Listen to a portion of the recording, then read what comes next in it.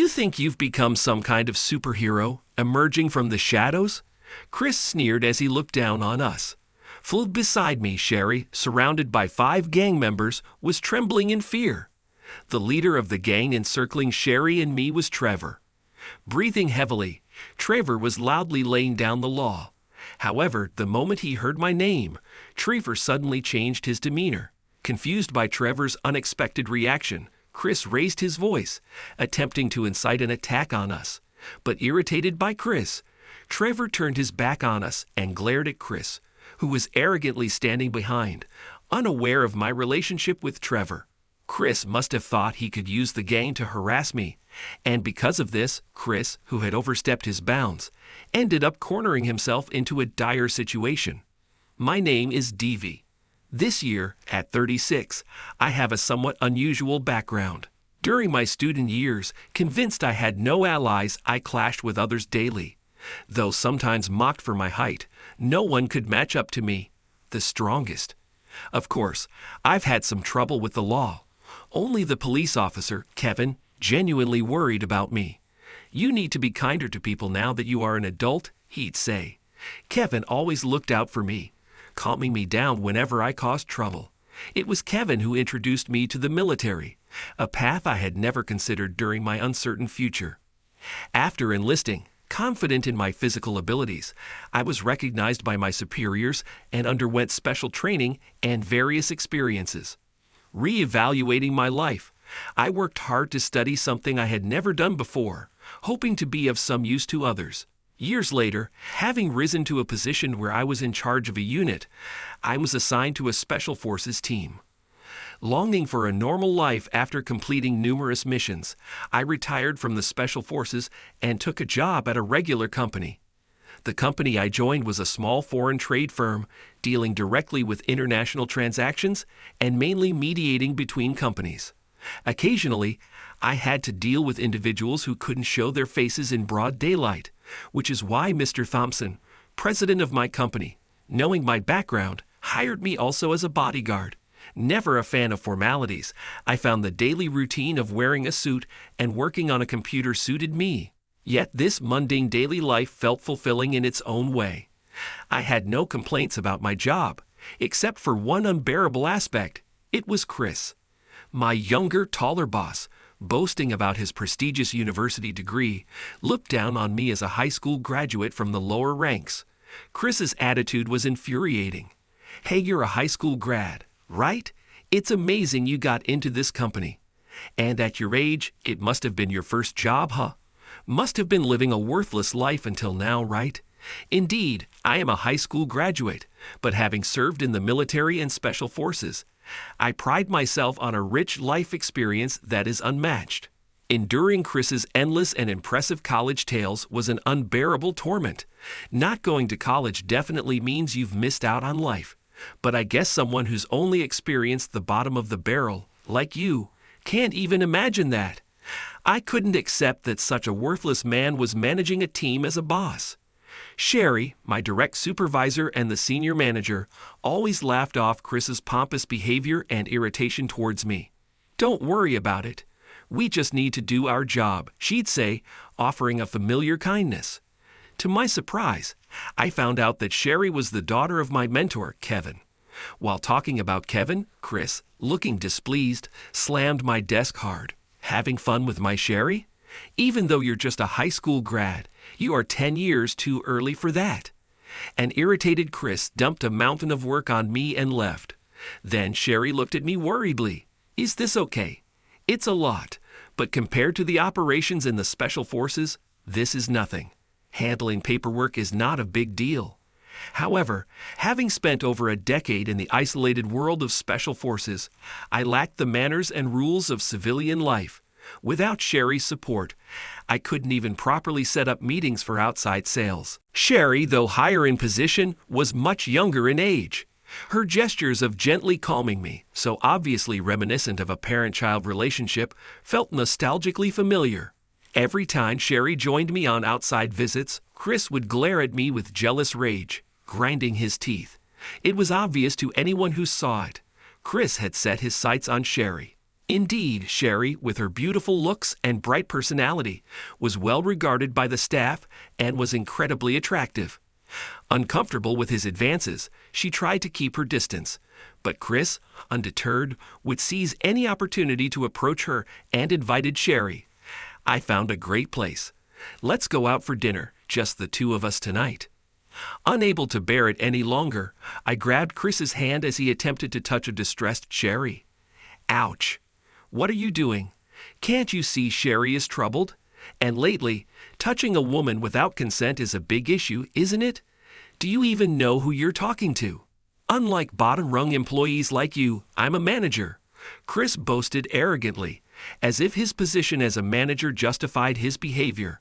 To me, it didn't matter what position he held. Sherry was the daughter of my mentor, and if she was in trouble, it was only right to help her. Chris tried to shake off my hand and landed a strong punch to my stomach, but such an attack hardly made an impact on my trained body. I feigned pain to appease him, and Chris sneered at me triumphantly. Umph, I'll let it go for today. Just don't ever get in the way of me and Sherry.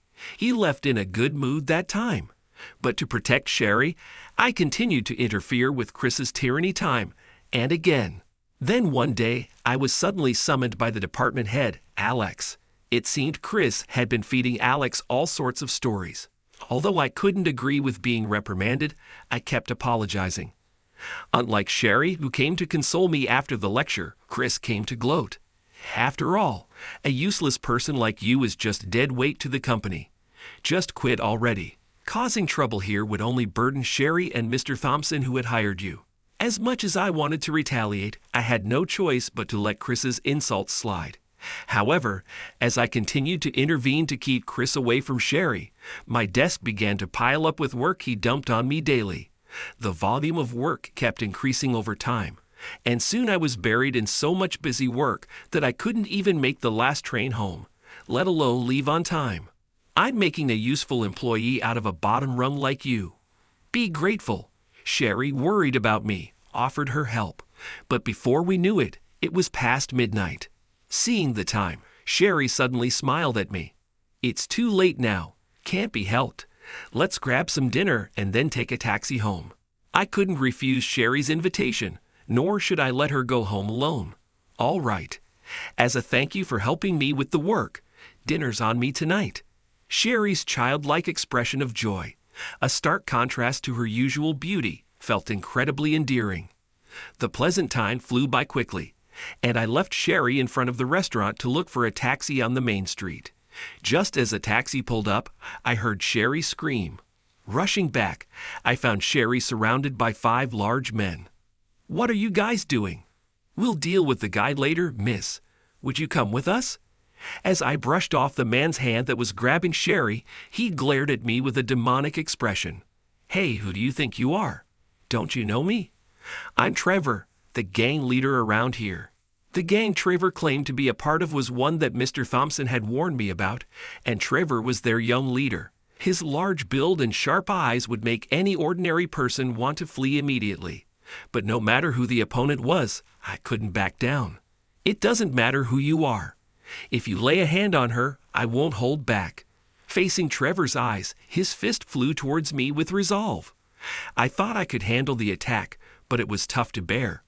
After several hits, seizing a moment's gap, I grabbed Sherry's hand and attempted to escape from the situation. But there were 5 of them. They weren't going to let us escape that easily. Cut off from any escape, I was deflecting the attacks from Trevor and his gang when a familiar voice echoed from the shadows of a building. What are you doing? Hurry up and finish him off. Emerging from hiding was none other than Chris. Standing before us, Chris arrogantly started spouting selfish remarks. Hey, you think you're some kind of hero?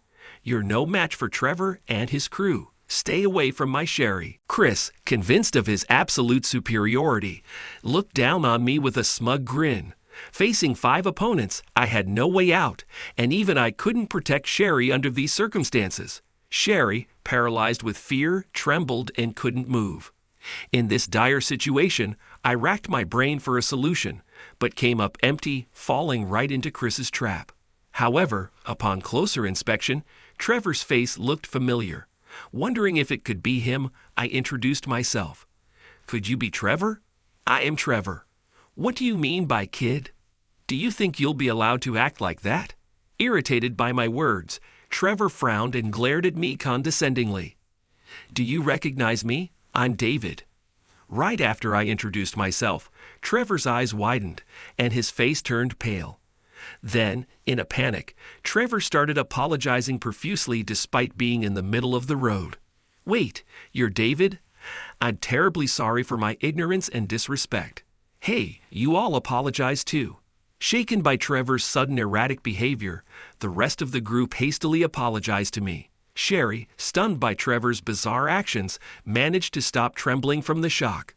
Above, Chris's astonished face floated with numerous question marks.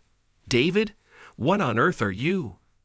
Dumbfounded by Trevor's repeated apologies, Sherry looked back and forth between me and Trevor. Losing patience with Trevor and his crew's inexplicable fear, Chris started yelling and berating them. Trevor, what are you doing? Hurry up and teach this guy a lesson. Shut up. Do you even know who this man is? David here used to lead the gang that ran this area, and I owe him a lot. Someone like you has no right to speak lightly of him. Before meeting Kevin, I used to vent my frustrations and cause trouble. That's when I met Trevor. Trevor, who was undefeated at the time, wanted to be my disciple.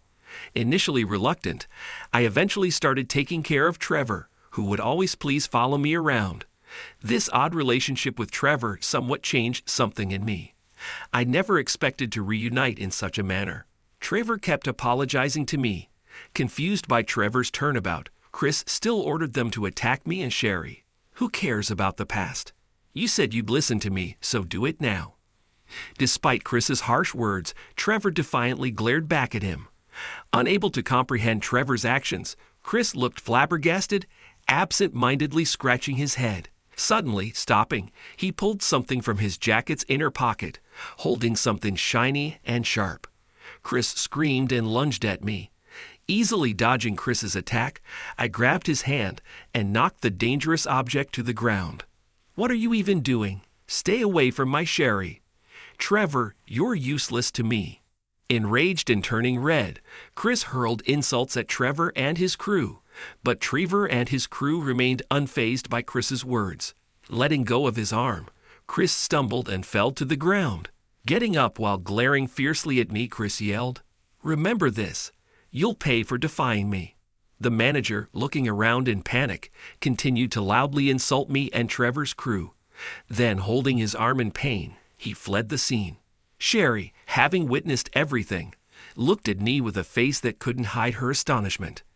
I didn't want Sherry to know, but in this situation, I had no choice but to explain.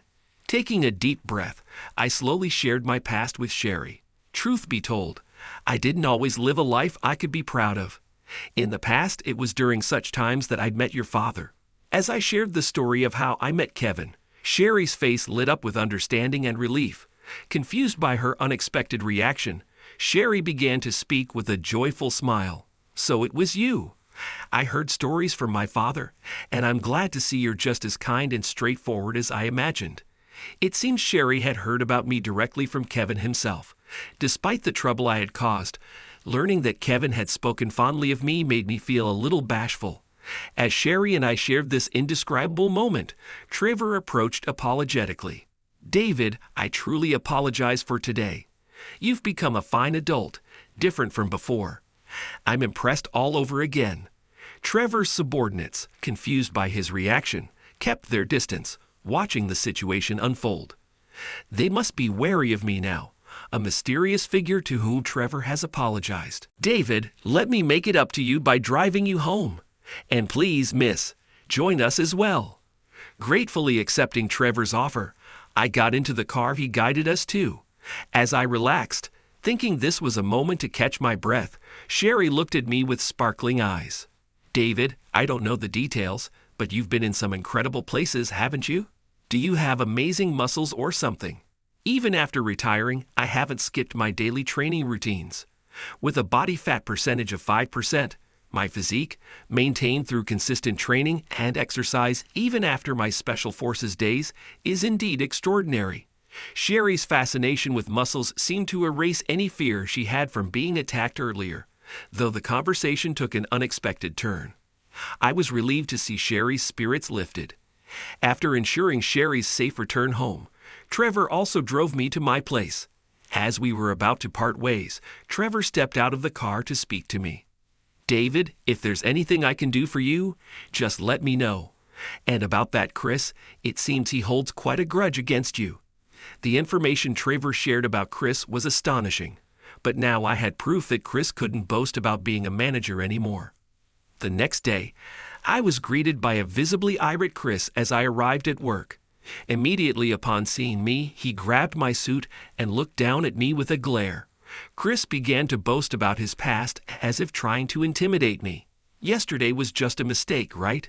I mean, I was part of a bad gang back in high school. There's no way I'd be scared of someone like you. It seems Chris met Trevor through a senior's introduction during their college years, but from the way Trevor refers to him, they don't seem to be on equal footing. More likely, Chris was somewhat of an underling to Trevor. Despite this, Chris boasts about having Trevor as his protector, looking down on me with a complacent smile. Fed up with Chris's attitude, I shrugged off his grip and made a call, leaving my phone on speaker. "Trevor, are you available right now?" "Jess, always happy to hear from you, David." Chris, taken aback by Trevor's unusual tone, froze with wide eyes. He hadn't expected me to call. Ignoring the stunned Chris, I continued the conversation. "About what happened yesterday, that was all true, right?" "Yes, Chris was the one who paid us to attack you and your friends.